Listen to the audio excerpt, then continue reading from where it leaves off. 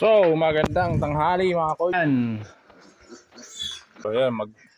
So, yun. Tapos na natin lahat. So, magandang tanghali mga koys. Good afternoon. Dito tayo ngayon sa Babuyan ulit kasi papalitan ko yung biik na pinakawalan ko. Pinakawalan ko yung 8 kasi yung nakakulong. Ito naman sila yung papakawalan ko. Tapos, siyempre, papaliguan natin yung dalawang inahin doon. Medyo nag-iingay, bibigyan natin ng daw ng saging yan. At siyempre, kanina umaga pala, nakakuha tayo ng 3 itlog sa ating bibi. Pero ngayon, look at this. Yan, may isang itlog tayo. May itlog ngayong tanghali. So, yan. Kakadukdok ko lang sa tubig, inaantay ko pang ano. Yan ang ating mga bibi. Baka may iba pang itlog.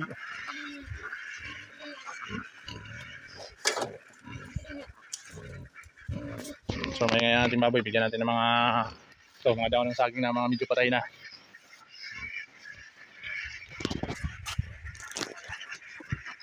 At kasama pala natin ang ating bantay. Hindi ko pa pala napakain to. Very good boy, si Brownie.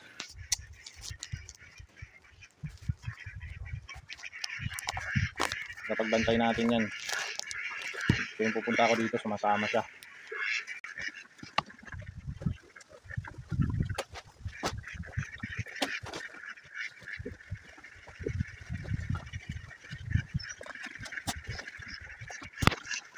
Dito tayo, baka may makita pa tayong itlog kasi nandito yung mga bibi.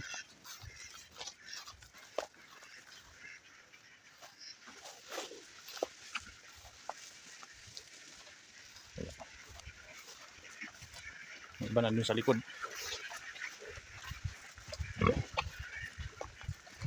Ayan na, nananahimik na. Mumukbang nga sila ng daon ng saging. Ayun! Another one, eggs.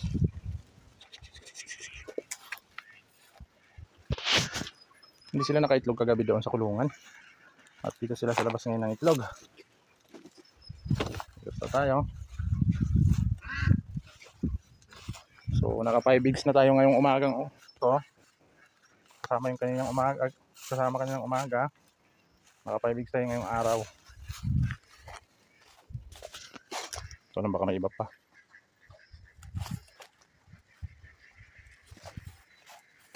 Nakaraan dito sila ng itlog.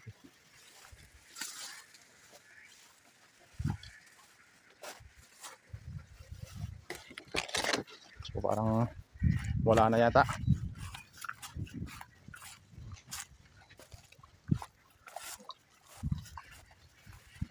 Nakita. Sabihin nyo niloloko ko kayo. So, dalawa. Ihalo natin to sa itlog ng manok para maging sisiw. Dito may naging itlog. Ayan. Para pag naglimlim yan, maging sisiw yan. Abangan nyo yun pag naging sisiw. So, dito muna tayo. Yan. Ang pangalawang batch naman ang ating pinakawalan. Ano lang naman natin sila ulit. Ay. Ito, magmumukbangan daw ng saging. Kagabi din binigyan ko siya. Ito, pinakain natin ng lakiti ngayon. Isang takal lang. Siyempre mas marami dumitede rito eh. 16 eh. Eh dito siyam lang. Ito pinakain natin. Ito na magpapadede na siya. Oh, baka maipit. Maipit.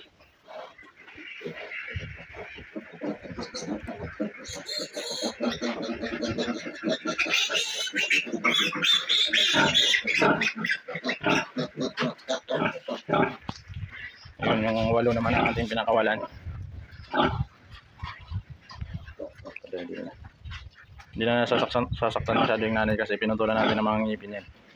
Dito sa kabila hindi natin naputulan ito kaya konti lang naman.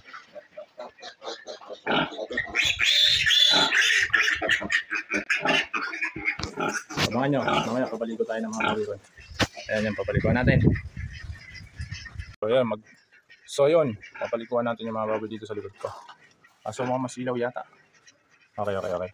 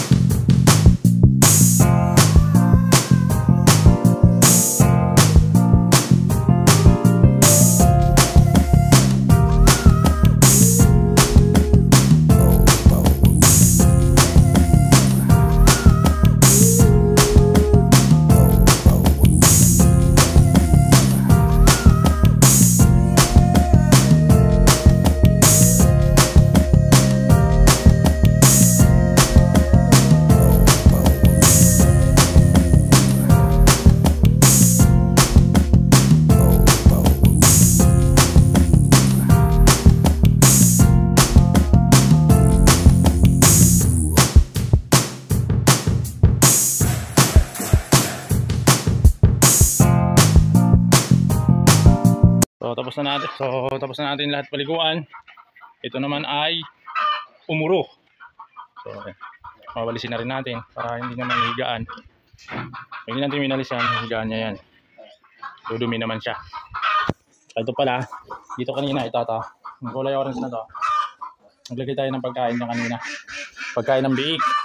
So ibig sabihin, naubos. Hindi naman manok ang kumain kasi kung manok lang tuka-tuka lang, dapat may matitirang mga maliliit. So, ibig sabihin, tumitikim na sila ng pagkain. Binibigyan na kasi natin sila ng super biik.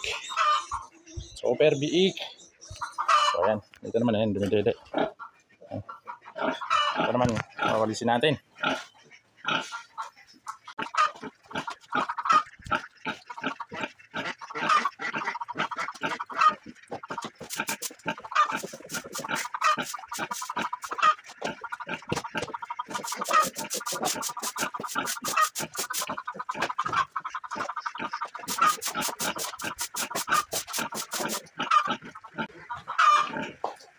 Bukasan na rin natin tubig kasi sa ilong ng kami pangihi.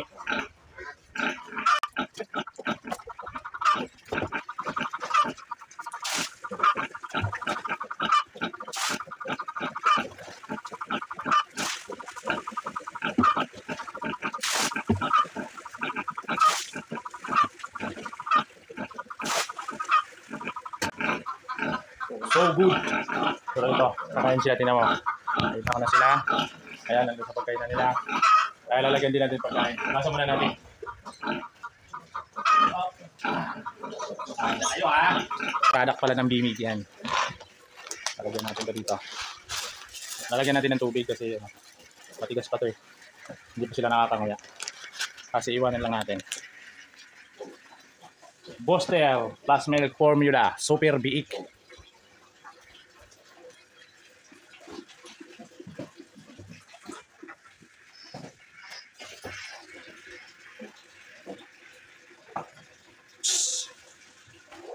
Pati dito sa kabila, lalagay rin tayo.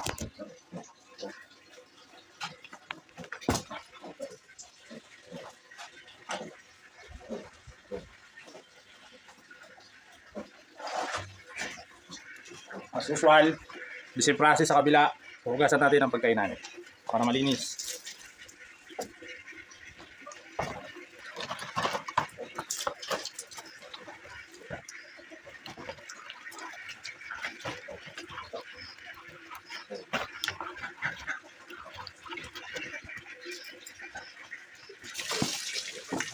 Ayan na, malinis na.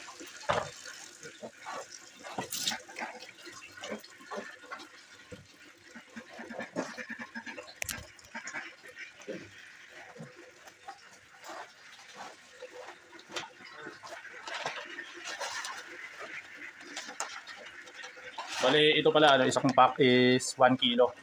Pero 84 pesos. 1 pack. Medyo may kamahalan pero okay naman.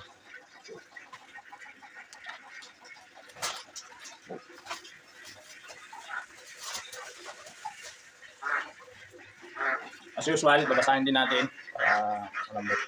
Hindi pa kasi sila makakangala. Babad natin sa tubig at ilagay natin sa isang sulok lang. Kung saan natin kinuha kanina. Diyan.